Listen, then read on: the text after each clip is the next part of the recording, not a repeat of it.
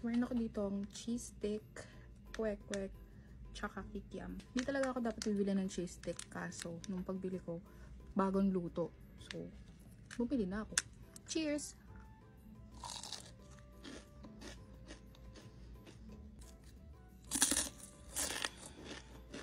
Hindi talaga ako mahilig sa pipino, pero kumakain ako kapag may kwek-kwek.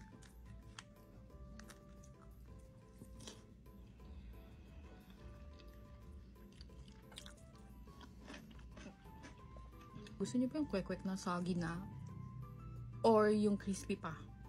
Ito namang kikiam, nasa sweet and spicy sauce siya.